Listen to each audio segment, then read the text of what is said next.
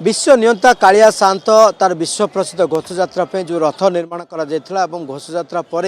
आज से रथ गुड़िक भंगा कार्य आरंभ होती बही सेवायत मान द्वारा अनुकूल कर देवी सुभद्रा रथ को भंगा जाइए विशेष आम आलोचना करवा मो सहित कार्तिक भाई अच्छा जे कि वरिष्ठ बही सेवायत ये प्रक्रिया कौन थाए आम देखुचे जे देवी सुभद्रा रथ भंगा कार्य आरंभ होती। जय जगन्नाथ मो ना कार्तिक भाई मु महाप्रभु बाटर मुख्य सेवक भाई आज आमर प्रशासक निर्देश क्रमे आज आम माँ सुभद्रा रथ आज अनुकूल कर भांगुचु आम आज भांगी सारापर ये मिनिमम 4 दिन 5 दिन 4 दिन लगे ये सरलापर बठाकुर रथ भंगा हे बठाकुर रथ भंगा सरलापर महाप्रभु नंदीघोष रथ भंगा हे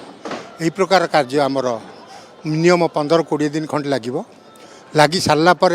एगुड़ाक सब बुआई आमर जो आमर मशाणचंडी छक पाखे गोटे गोदाम घर तैयार रही से ट्रक मध्यम बुआई सेठी जीव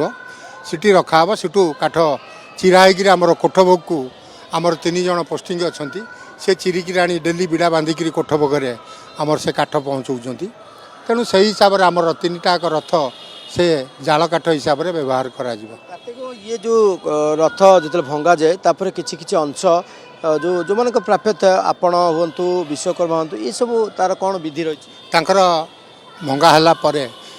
महारणाकर 3 रथर महारणा 12टाक दुआर ने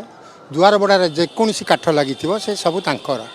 आउ कमार मैंने ने कुड़ुका ने दुआर बाणिया ने गोटे मझीबता ने आउे कलश डांगिया ने कमार मानकर या अच्छी एतिकी नहीं सारापर आउ कहार कि ना से हिसाब से आसी नहीं कि जीवे आज भंगा आरंभ होती सुरक्षा व्यवस्था केमती करा ना सुरक्षा व्यवस्था ठीक अच्छी आम बारकेड लगे आमर पुलिस होमगार्ड डिपार्टमेंटर होमगार्ड ऑफिसर मैंने अच्छा ड्यूटी भी कर समस्ते ठीक अच्छा किसी असुविधा ना निहत आम प्रतिक्रिया नौले तार भितर जो भाव में कहुच्छी ये प्रायतः 12-15 दिन कार्य लगे आज प्रथम दिन में प्राथमिक पर्यायर ये देवी सुभद्रा रथ को भंगा जाऊँगी विशेष भाव जिते भंगा आरंभ कर कलश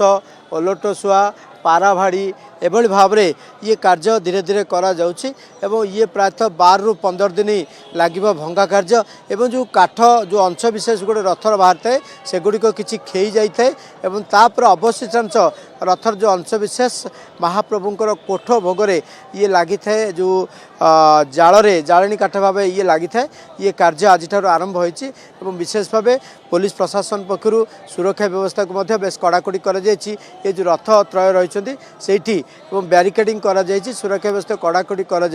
ये कार्य आरंभ होइछि।